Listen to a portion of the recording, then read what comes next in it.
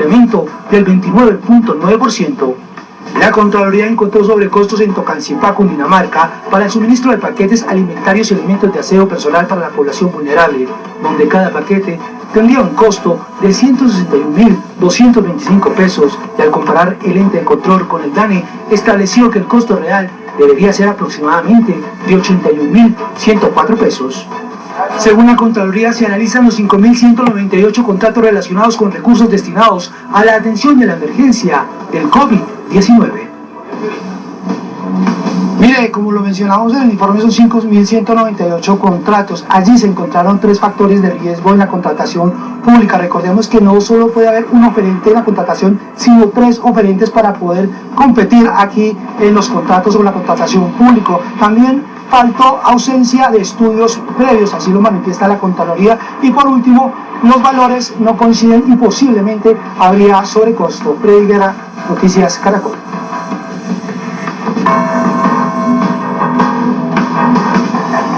Freddy, pero la preocupación también se da en Arauca, porque luego del escándalo de los supuestos sobrecostos en el atún que se le entregaba a los mercados y habitantes de ese departamento, el gobernador Fernando Castillo invitó a los organismos de control, le pidió que le hagan un seguimiento a esa situación. Carlos Pérez, ¿qué dijo el mandatario? Hola, ¿qué tal? Y muy buenas tardes. Debido a la polémica que existe con la compra de los kits humanitarios para el departamento de Arauca y que al parecer se estaría presentando sobrecostos, Noticias Caracol indagó al gobernador de Arauca. Se presentó una polémica porque aquí se hablaba era del gramaje, 370 gramos. Si nosotros hablamos de 370 gramos, 2 latas, tenemos que entregar 740 gramos. Si compramos de 160 gramos, que es el más comercial, es el que más se vende, el que se consigue con mayor facilidad, estamos hablando de 5 latas de azúcar, que son las que se están entregando. Por supuesto, el de 370 no es muy comercial. Es por eso que estamos entregándole a la comunidad el kit que contempla la Dirección Nacional de Riesgo para este tema de calamidades.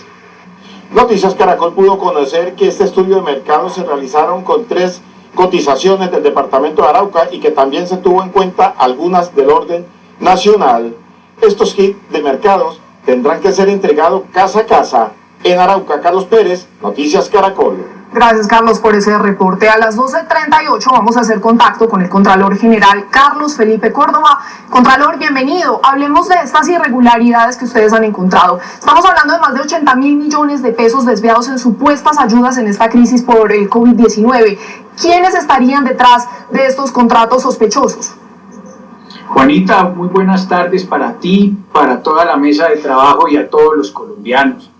Pues lo que hemos podido encontrar, como lo decían ustedes, es que en más de 50.000 contratos más de 200 contratos que se han revisado desde el 10 de marzo hasta la fecha con nuestras nuevas funciones preventivas, que estamos demostrando que sí funcionan. Ya hay personas que presuntamente quieren quedarse con los recursos que son de la gente y de los más necesitados. Por eso, con el Procurador General de la Nación y con el señor Fiscal General, venimos en una estrategia que se llama transparencia en la emergencia, con lo cual hemos podido encontrar presuntos sobrecostos en el atún. Lata de atún a casi 20.000 pesos, 19.959 pesos en Arauca. Pensamos que la época de las pechugas a 20.000 pesos nos habían dejado alguna enseñanza y al parecer no. Por eso la Contraloría General, en ese seguimiento en línea y en tiempo real, en tiempo récord, no 6 meses después, ni 1 año, ni 2 años, como el control posterior de antes, ha logrado poner esto a tiempo. Y eso mismo nos pasa con contratos en Yopal, Casanare para las camillas, donde en algunas partes cuestan 1 millón de pesos y allí están costando alrededor de 11. Por eso es clave e importante que ustedes tengan en cuenta 2 cosas. La primera, que la ciudadanía nos cuente y denuncie en dónde, cuándo y cómo está sucediendo y quién se quiere quedar con la platica de quien más lo necesita. Contralor, precisamente uno de los ejemplos que usted ha dado y que genera muchas suspicacias es ese de una lata de atún que está vendiéndose hasta por 19.000 pesos. ¿Qué otras infamias han encontrado ustedes en estas investigaciones? No, jabón antibacterial a 33.000 pesos cuando el precio es de 6.700. O muchos otros en donde adicionalmente el gramaje de 500 o 600 gramos de un frijol puede estar costando el 200% más en cualquiera de estas ayudas. Tenemos muchos ejemplos, casos en los cuales también hay gobernadores que quieren es hacer contratos de publicidad y comunicaciones para el coronavirus por 2 meses, cuando efectivamente tenemos hoy semejante pandemia y la gente necesita el apoyo como tal, en donde les hacen propuestas por 420 millones y termina siendo un contrato por 1.000 millones de pesos. Esto de verdad nos tiene muy preocupados al señor procurador y al fiscal general de la Nación, en donde con todo el cariño tenemos que decirles a la ciudadanía, no vamos a dejar que ellos se queden con estos recursos que son de los más necesitados y a quienes de verdad necesitamos proteger en este momento. Contralor, usted ha mencionado Arauca, Tolima, Casanare, esos son algunos de los departamentos donde se han encontrado sospechas. ¿Sobre qué otras regiones tiene la lupa puesta en este momento? Tenemos la lupa puesta en todo el país y por eso la importancia de tener el control preventivo. Ustedes ven hoy que sí funciona, pero además ahí está la alcaldía de Soledad y Malambo en el Atlántico, en donde ya hemos encontrado presuntos sobrecostos. Lo mismo en Sincelejo, también Sucre, y hay que decirlo, en muchas otras partes del país, como en la alcaldía de Guaduas, Cundinamarca, en el contrato que hemos podido encontrar nosotros en otros departamentos también, no solamente en torno a los temas de alimentación, lo que hablábamos de los insumos médicos como las camillas, o por ejemplo, el caso de San Andrés con los respiradores portátiles o con otros elementos que han venido comprando médicos en donde también encontramos presuntos sobrecostos. No vamos a parar y tenemos todo el compromiso de la Contraloría General de la República con nuestro equipo que pone además en riesgo su vida verificando todo el tiempo esto y yendo a cada uno de los sitios a verificar todo, precios, los soportes que están enviando ellos y con todo el apoyo de la Procuraduría General, pero también debemos decirle, con ese compromiso que tiene el fiscal general de la Nación, con contundencia y fuerza para que cualquier bandido que quiera quedarse con la platica de los colombianos vaya a la cárcel, el procurador disciplinarlos y nosotros a recuperarla. El Contralor General Carlos Felipe Córdoba, muchísimas gracias por ayudarnos a entender un poco más este tema y también por estas denuncias que están haciendo. Gracias, Contralor. Juanita, mil gracias a ti y les damos gracias al canal Caracol por ayudarnos en esta lucha contra la corrupción. Les pedimos a todos los ciudadanos y a ustedes mismos que nos cuenten dónde, cuándo y cómo se quieren quedar con las ayudas de los colombianos para poder actuar con rapidez y prontitud, como lo estamos demostrando, no llegando ni 6 meses ni 4 años después, sino a tiempo, gracias al apoyo de las nuevas funciones preventivas.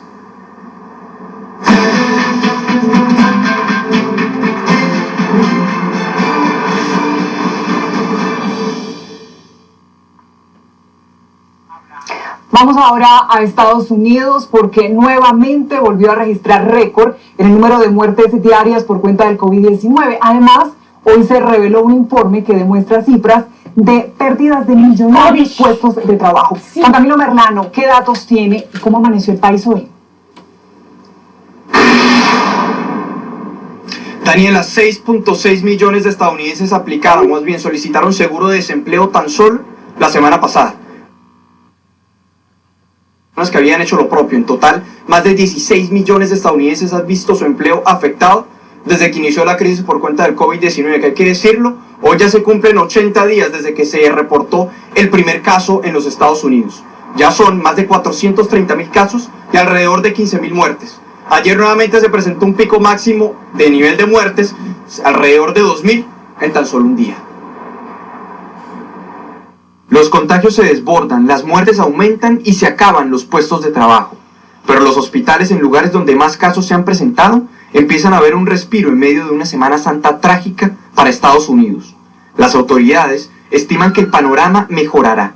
What's happening? Lo que está pasando es que estamos haciendo un muy buen trabajo en mitigación y separación física. Con más de 430.000 casos y cerca de 15.000 muertes, las proyecciones ahora muestran que 60.000 personas fallecerían, cifra por debajo de la estimación inicial que era de hasta 240.000 muertes. Donde parece no haber tregua es en la masacre laboral. 6.6 millones de personas solicitaron seguro de desempleo la semana pasada. En total, más de 16 millones de estadounidenses han aplicado a este seguro en las últimas 3 semanas. Sería bueno poder abrir como en un estallido nuestro país, o ciertamente gran parte de nuestro país.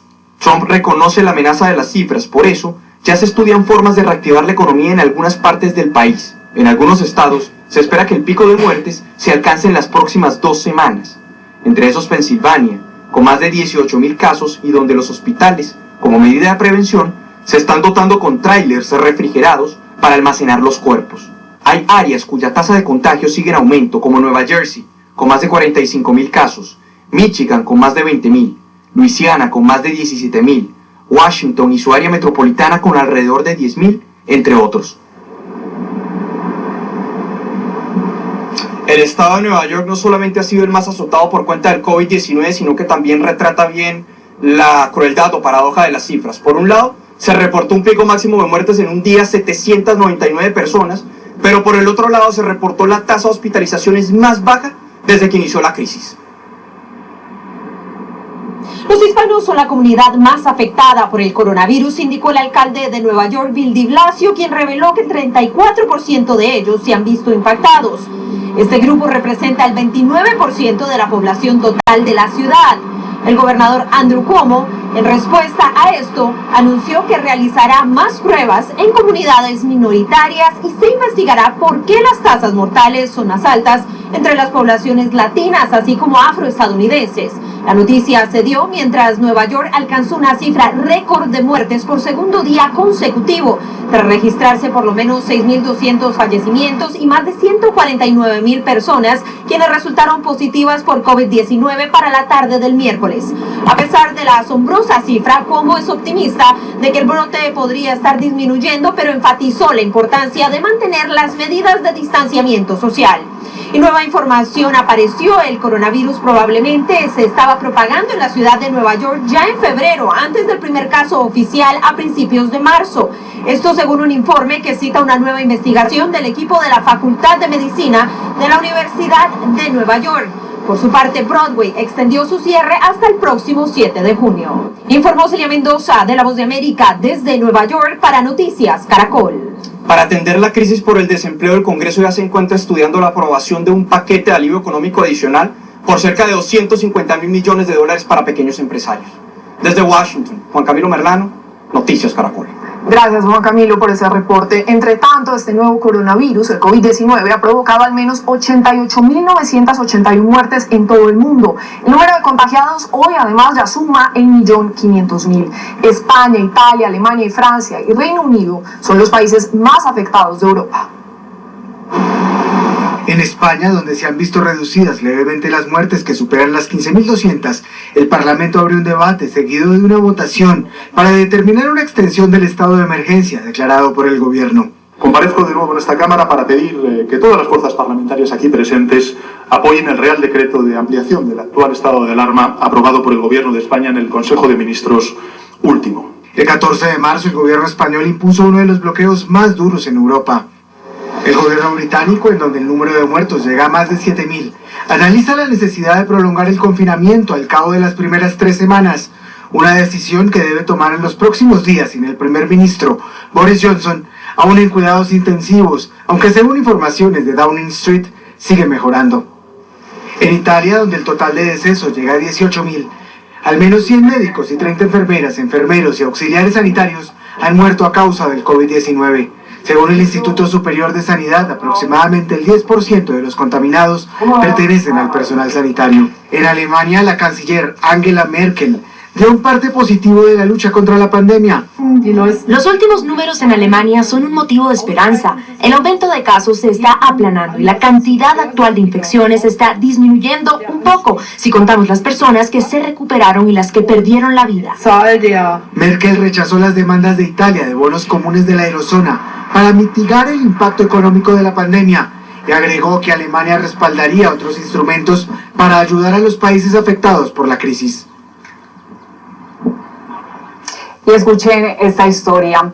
Un colombiano de 65 años de edad, radicado en España, logró sobrevivir al COVID-19. Después de luchar durante 7 días en cuidados intensivos, nos contó su historia. Vean lo que dijo. En un país en donde han muerto más de 15.000 personas, este colombiano, bogotano de nacimiento, de 65 años, le ganó la batalla al mortal coronavirus.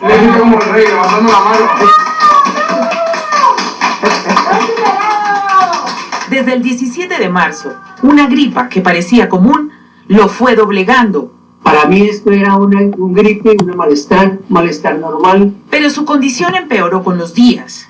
Yo tenía mucho dolor de cabeza, dolor en los pulmones, en la espalda, me dolía terriblemente la espalda. Y sentía que como un peso muerto en la espalda que me estaba asfixiando los pulmones. Me ponían a toser. Esperé 2 días a que viniera aquí un médico o una ambulancia para que le pudiesen diagnosticar qué era lo que tenía.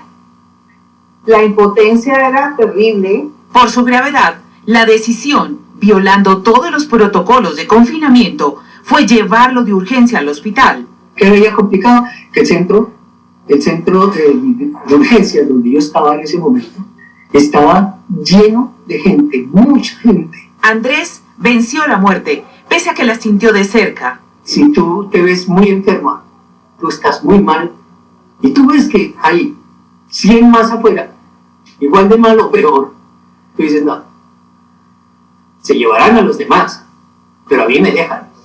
O sea, yo soy la candidata número uno a morirme. Pasó 7 días en una unidad de cuidados intensivos en un hospital de Torrejón de Ardoz, cerca a Madrid, España. Cuando mi marido sale, que salió ayer del hospital, hasta la doctora lloraba de la felicidad.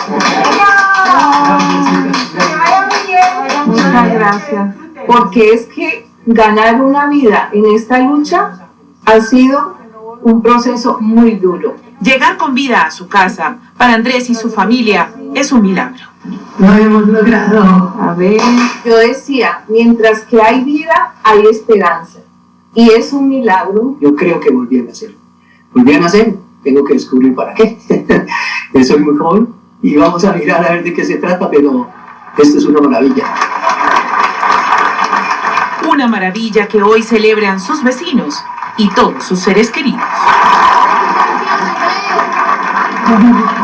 Historias de esperanza. Volvemos al país, a las dificultades que a diario enfrentan en Colombia el personal médico por la falta de elementos de protección como guantes, tapabocas, máscaras, y suman las denuncias por las malas condiciones de contratación. También advierten que por tercerizar no tienen derecho a vacaciones remuneradas y muchos reciben sus sueldos 2 o hasta 3 meses después.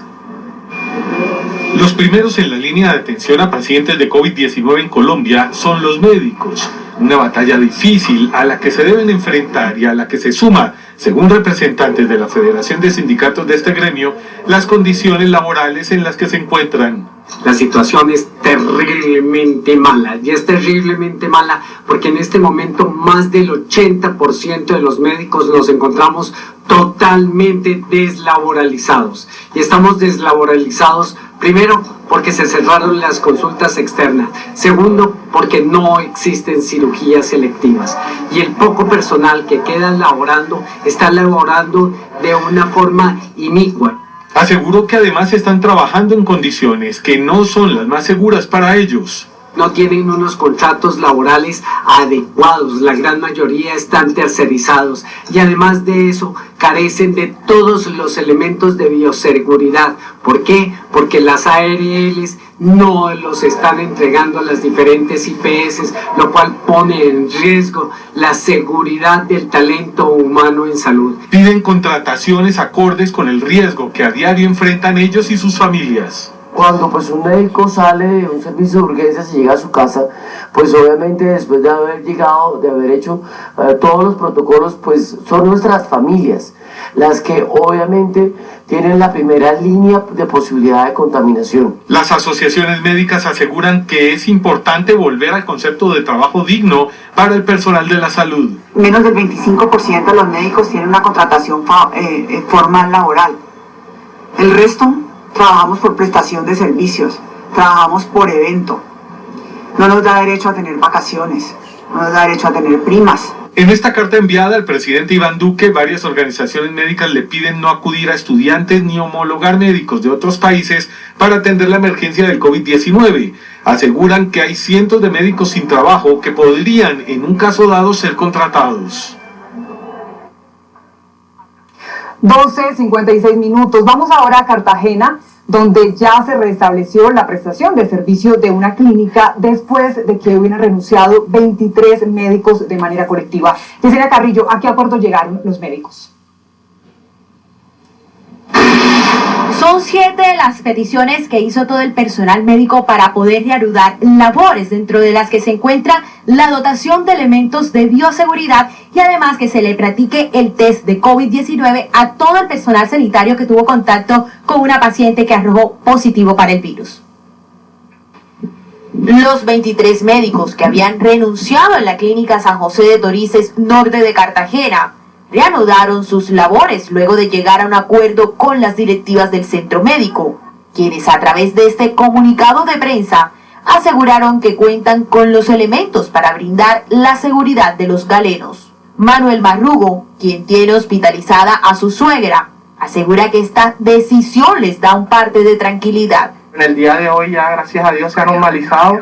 Se ha prestado la atención médica debida, ha sido asignada a habitación y se le están haciendo todos los estudios correspondientes. La personera de Cartagena aseguró que aún existe preocupación por el desabastecimiento en insumos médicos en toda la ciudad. Los elementos de bioseguridad están siendo acaparados, ya sea por las personas que están trayéndolos al país para poder subirle los precios, o por las clínicas, hospitales de las ciudades de Barranquilla y otras que no han permitido que los médicos de Cartagena, que también necesitan esos elementos, los puedan adquirir. Dentro de los acuerdos a los que llegaron con los médicos, los galenos pidieron que se autorice la remisión de los pacientes sospechosos con COVID a centros de mayor complejidad en menos de 24 horas. A esta hora transcurre con normalidad la prestación del servicio aquí en esta clínica ubicada en el norte de la ciudad. Es la información desde Cartagena. Yesenia Carrillo, Noticias Caracol. Gracias, Yesenia. Ahora escuchen este dato. En el país hay 2 enfermeras por cada 10.000 habitantes, según reportes del Ministerio de Salud. Una cifra preocupante, especialmente en medio de esta pandemia que estamos viviendo por el COVID-19. Jessica Cedeño habló con algunas de estas enfermeras y ¿qué le contaron, Jessica?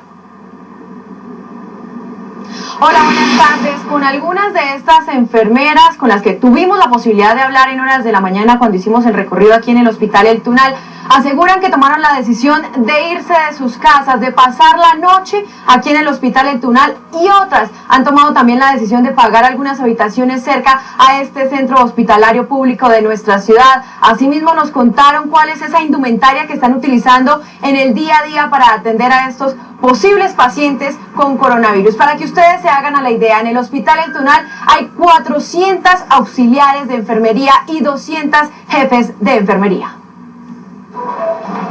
Corren, se angustian por sus pacientes y luchan sin parar en un momento que para muchos puede ser único en su historia. Para ellas, uno de los momentos más fuertes para la medicina en general.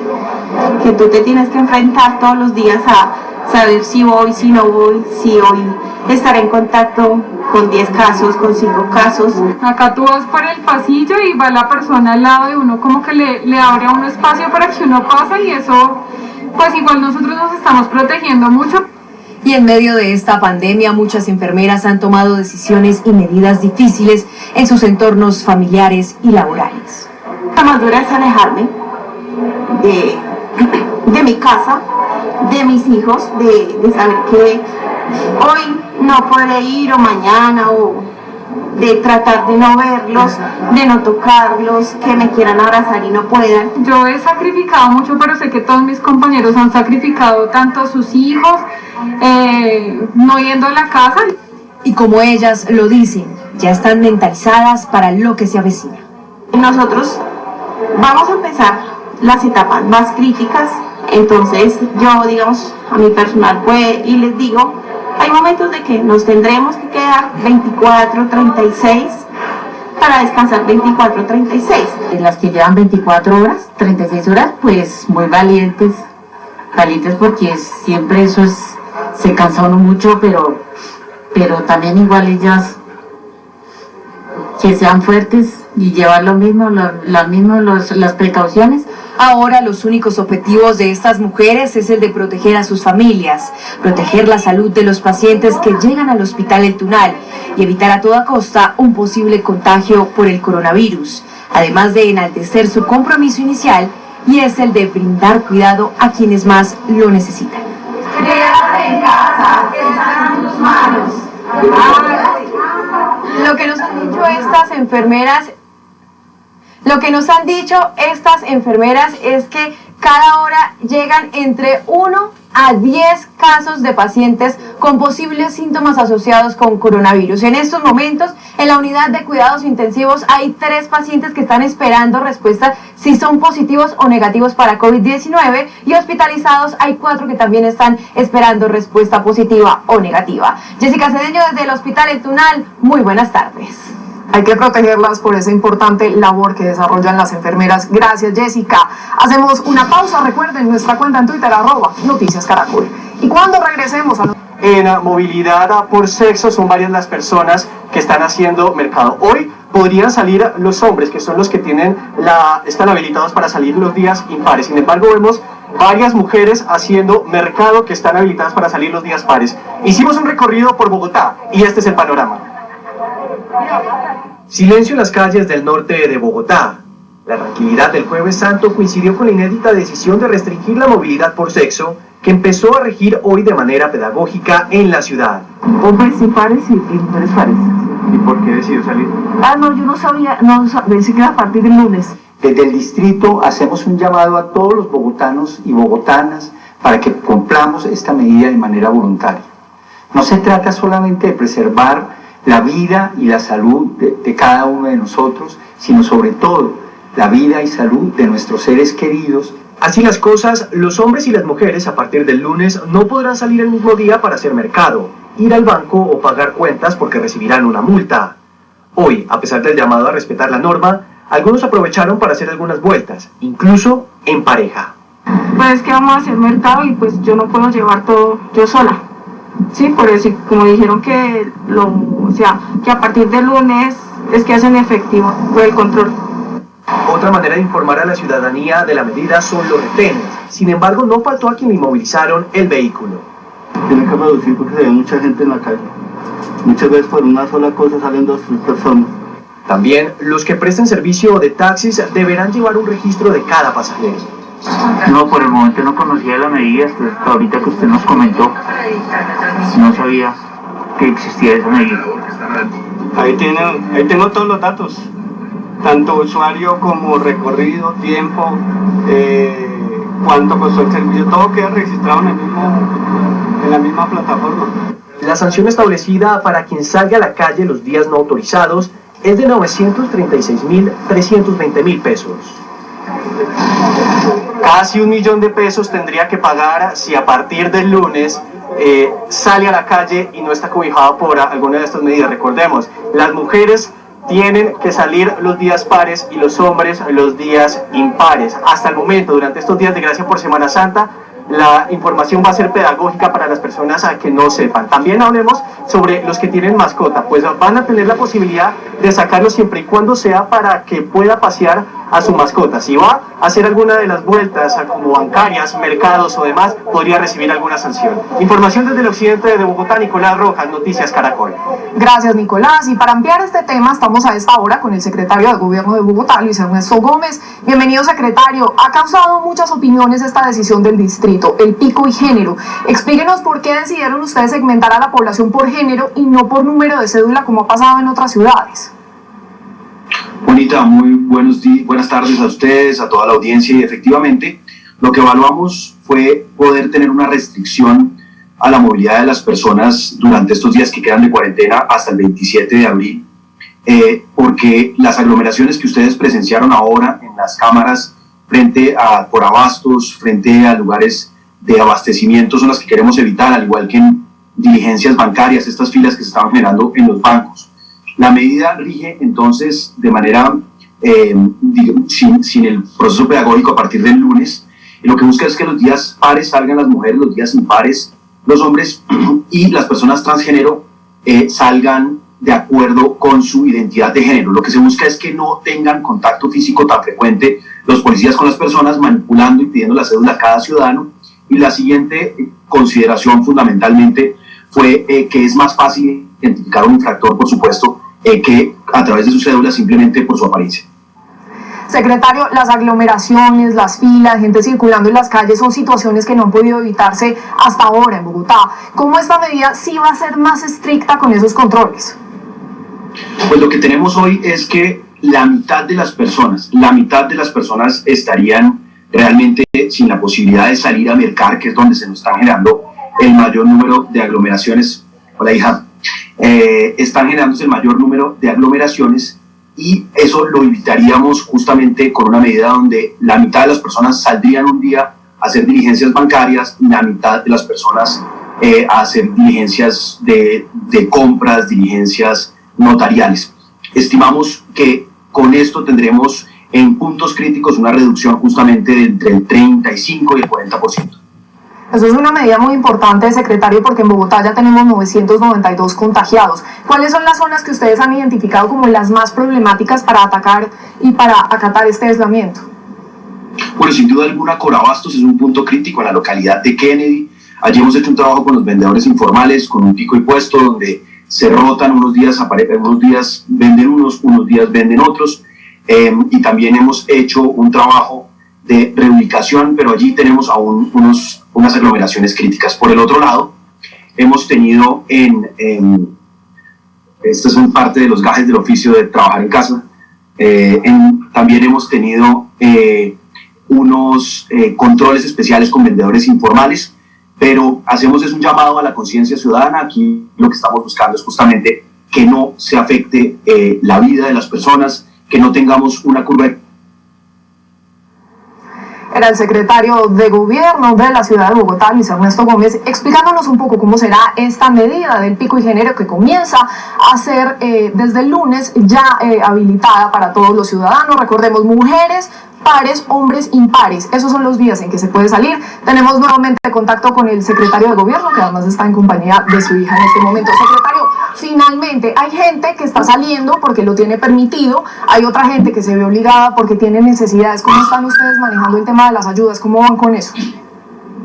Bueno, Bogotá es una ciudad próspera, y esa prosperidad tiene que traducirse también en apoyos a la ciudadanía, y por eso el programa Bogotá Solidaria en Casa lo que busca es, a través de transferencias monetarias, llegar a los hogares más pobres, pero entendemos que en esta situación también es fundamental un apoyo a esa clase media que no está pudiendo ir a trabajar, que no está pudiendo generar ingresos, y por esto el día de ayer la alcaldesa anunció que nuestros fondos de desarrollo local en las 20 alcaldías locales destinarán 545.000 millones de pesos, más de $500 millones para apoyos económicos, justamente que busquen un rescate de tejido productivo y que busquen también ayudar a la clase media desde las localidades. Esta es una de muchas medidas que se han venido tomando y que sean cada vez más necesarias para enfrentar no solo el periodo de aislamiento, sino lo que sigue, que son momentos intermitentes de aislamiento, ir levantando de manera progresiva la medida, pero que va a ser algo que tome varias semanas y hasta meses normalizar.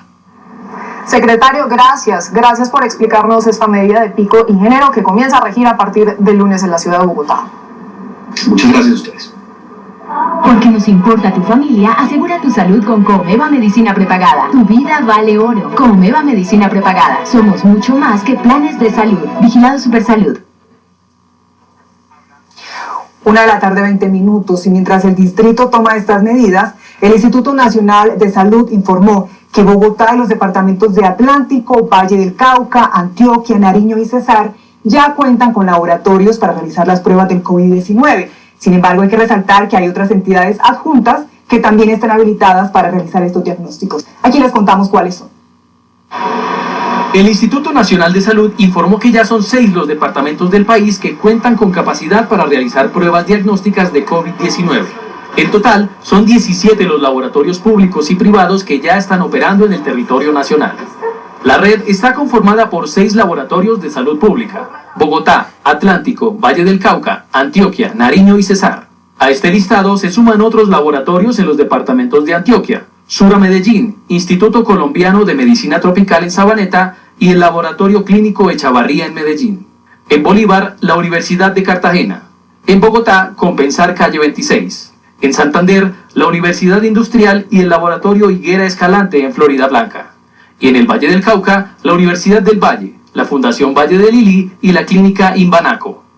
La meta es que al Instituto Nacional de Salud solo lleguen las muestras de departamentos cuyo laboratorio departamental de salud pública no esté haciendo este diagnóstico. Así, se busca, por ejemplo, que todas las pruebas de Antioquia sean procesadas en ese departamento con su laboratorio de salud pública y laboratorios adjuntos. En Ayudas Diagnósticas Sura hemos comenzado a procesar las pruebas de biología molecular PCR, habilitados por el Instituto Nacional de Salud, las Secretarías de Bogotá y de Medellín, lo cual va en línea con la toma de muestras domiciliarias y desde el automóvil. Estas pruebas se suman a las capacidades del Gobierno Nacional y nos permitirá contribuir a mitigar el riesgo de contagio del coronavirus. A estas entidades se sumarán la Fundación Santa Fe de Bogotá y la Universidad de los Andes, luego de que sean validadas sus primeras pruebas. Momento para una pausa, ya volvemos con más información. Es la 1:45 p.m. Una odisea vivió una mujer embarazada en una carretera de La Guajira. La ambulancia en la que era transportada no pudo pasar por los bloqueos que grupos indígenas protagonizan desde hace casi una semana pidiendo ayuda alimentaria. En una camilla, atravesando los carros que permanecían en la vía y hasta por una trocha, así fue la odisea que tuvo que pasar Luz Barreto, de 21 años, embarazada de mellizos y quien era trasladada desde el municipio de Albania hasta Maicao. Pese a la emergencia, no la dejaron pasar. Esas personas no tuvieron compasión con la paciente que traíamos. Me tocó salirme de la carretera y transportar la paciente a pie. Luego de más de 2 horas de trayecto, esta mujer, acompañada de su madre, logró llegar hasta la clínica Maicao, donde permanece hospitalizada. Las criaturas se encuentran en un estado realmente crítico en el momento, pidiéndole a Dios de que logren a contenerle las contracciones y que no haya necesidad de sacarle los bebés antes de tiempo. Entre tanto, algunos guayú que bloquean la vía aseguraron que este tipo de protesta la hacen con el fin de llamar la atención del gobierno. Necesitamos que nos ayuden, no estamos pasando necesidades, aquí no llega ni una ayuda, beneficio.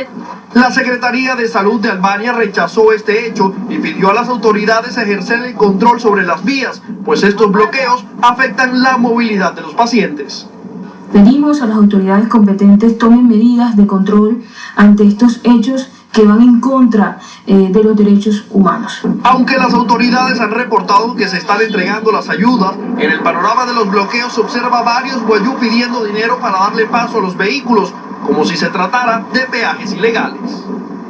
Varias inconsistencias quedaron en evidencia en las últimas horas en la página web del programa Ingreso Solidario, dirigido a otorgar auxilios a las familias más vulnerables en medio de la pandemia que estamos viviendo por coronavirus. Personas interesadas en recibir ayudas de esa plataforma ingresaron nombres y números al azar y encontraron que varios de ellos ya tenían beneficiario. El subdirector de Planeación Nacional, Daniel Gómez, explicó que esta situación afecta a las personas beneficiarias y aseguró que actualmente la página se está actualizando.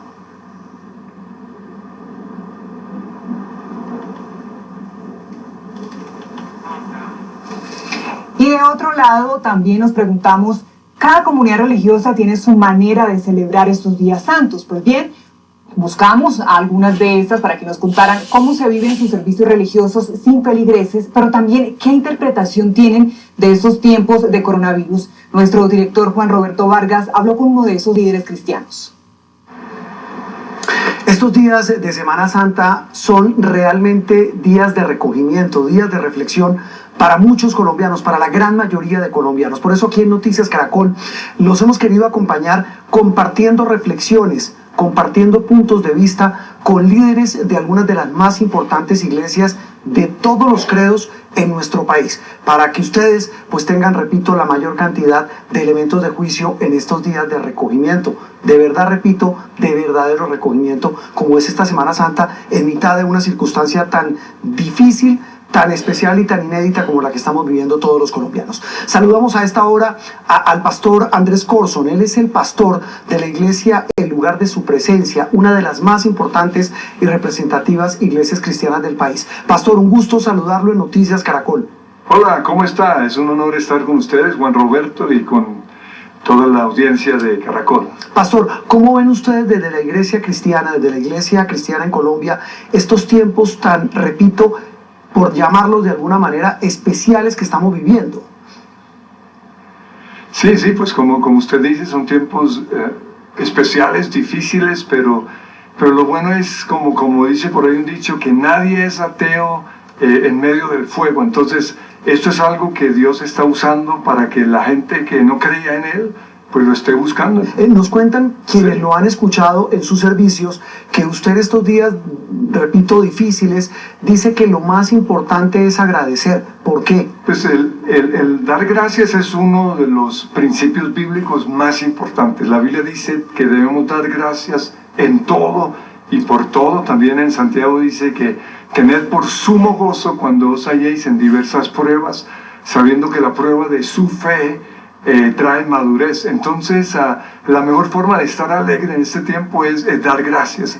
Pastor, ¿usted pudo oír o leyó algo de lo que dijo el Papa Francisco el domingo pasado? Es que se lo digo por lo siguiente, tal vez una de las frases que él compartió fue la de que los héroes no son los que tienen fama, dinero o éxito, sino los que se dan a sí mismos para ayudar a los demás. ¿Cómo vio esa frase del Papa? No, tremendo, porque realmente es eso, y lo lindo es que en este tiempo muchos están aplicando precisamente esa frase, están dando su vida por los demás.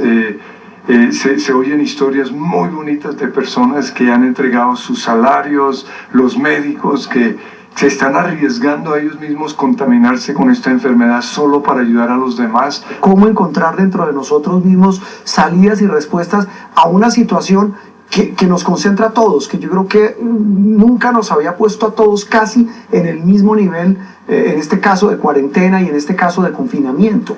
No solo es lo que estamos viviendo, sino lo que va a venir después. Sabemos que va a entrar un tiempo de recesión, por eso di un mensaje que llamé, estamos preparados para lo que viene, porque si no estamos preparados, ¿qué va a pasar? Muchos van a perder sus trabajos.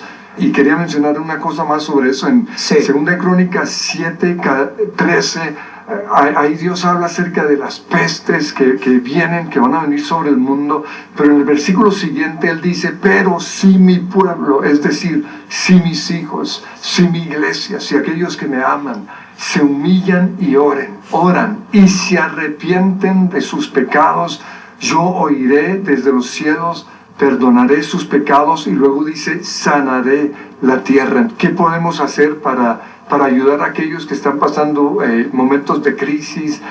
Nosotros personalmente estamos mandando mercados a aquellos que ya se les acabó el dinero, y es algo que podemos hacer. Pastor, ¿cómo es predicar a un auditorio vacío? La misma pregunta se la hacíamos a los sacerdotes católicos, que están en las mismas que ustedes, haciendo los servicios religiosos, las eucaristías, en el caso católico, a través de la internet o de televisión.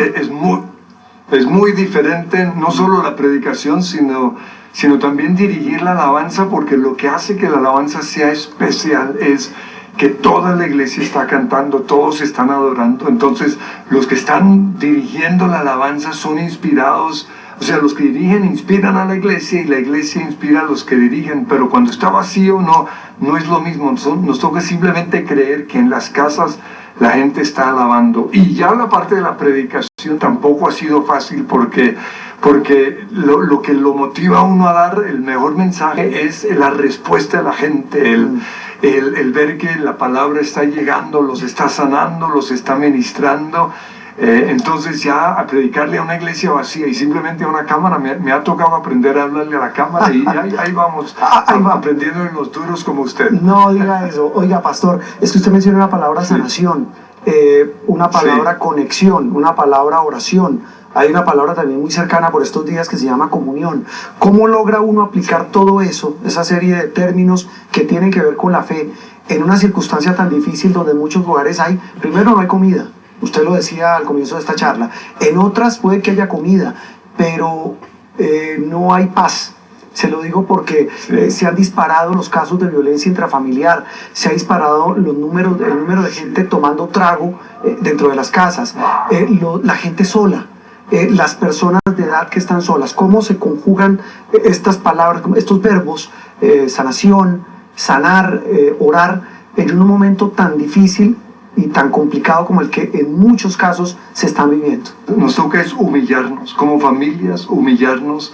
Yo creo que las peleas que usted dice que hay ahorita en las casas, en los matrimonios, es precisamente porque no estaban acostumbrados a estar juntos y comenzó a salir lo peor que hay en ellos.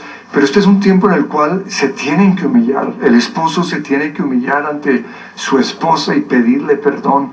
Lo mismo la esposa tiene que decir, mira, no sabía que tenía guardado en contra tuya, pero se trata en este preciso momento no de pelear, mucho menos de traer el alcohol. Se trata de unirnos, no alrededor de cosas que traen más daño, sino unirnos alrededor del nombre de Dios, tomarnos la mano, pedirle perdón al Señor por las peleas, por los guardados que tenemos entre nosotros. Pastor, muchas gracias, de verdad un gusto haberlo tenido en Noticias Caracol. Bueno, un honor estar con ustedes, muchas gracias. Muy amable. Se metieron esos bandidos, mi coronel. Llegó la hora. Enfrentó con valor la corrupción de la mafia. ¿Qué le va a tocar al presidente? Pues esconderse debajo del escritorio, porque ¿qué más va a hacer? Su esposa fue su apoyo y su razón de vivir. La amistad le dio fuerza para sobrevivir la peor de las guerras. ¿Es eso lo que quería? ¿Echarse plomo con los malos? Ahí tiene. Descubra la época que marcó la historia del país, contada desde el lado de los buenos. El General Naranjo. Gran estreno próximo miércoles después de La Venganza Ganaría. Tú nos ves. Caracol TV. Ustedes son héroes. Son los que se atreven, los que nos mantienen a salvo día y noche. Estamos aquí para apoyarlos y recordarles que deben sentirse orgullosos de lo que son, de lo que hacen, del uniforme que llevan. Es gracias a ustedes que saldremos adelante. Es nuestro deber como sociedad apoyar a todo el personal de la salud. Hoy más que nunca, nuestro personal médico es sagrado. Muchas gracias.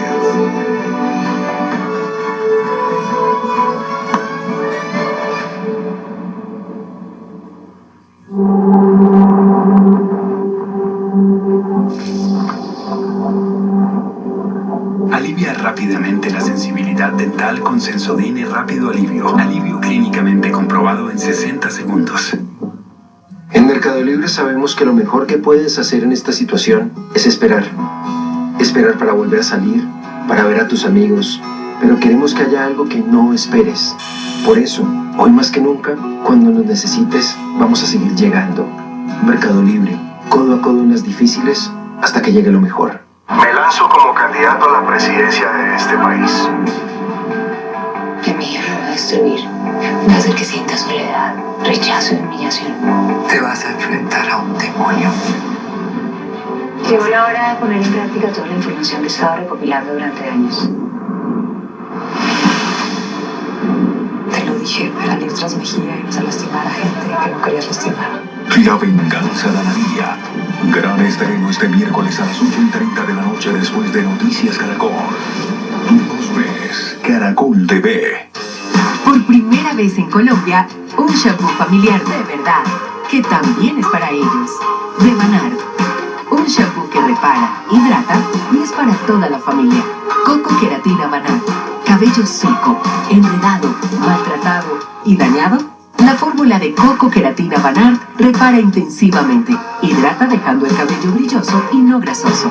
¿Quién más quiere un solo shampoo? Tamaño familiar a tan solo $13,900. Nuevo Coco Keratina Vanart. Un shampoo familiar de verdad.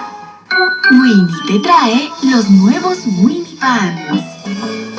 Con los nuevos Winnie Pants, él puede descubrir el mundo. Su colchón altamente absorbente y sus elásticos Maxi Protect te garantizan toda la absorción de Winnie sin filtraciones. Winnie, amor como ningún otro amor. Cumplir su deber no es una misión fácil. Decidió mandar a mi hijo a la guerra. Oscar está metido en una situación demasiado comprometedora. Traspasar los límites puede ser peligroso. Se llama Giovanni Pinzón y es mecánico. Se llama Oscar Naranjo y es teniente de la policía. Hacer justicia requiere sacrificios. ¿Cómo se te ocurre entregarle un arma a un ampón y decirle que te dispare? ¿Qué te pasa? Y esos sacrificios tienen un precio alto. A veces la policía no tenemos la oportunidad de defendernos. Miércoles después de la venganza de Anadilla, tú nos ves. Semana, por eso Isa Muñoz dice que hoy me van a sufrir a ver estrellitas con este palito. Así es, Carmen. Hoy amigos de Deportes RCN, hoy les traigo 12 ejercicios para fortalecer la salud. Ojo, así se Es recomendable hacer cada uno de los ejercicios por 30 segundos cada uno. Lo único que se mueven son sus piernas de forma coordinada. Estiramos los pies, Cami. La espalda, darle manejo a la espalda. Tiene que haber coordinación con los movimientos para activar el músculo.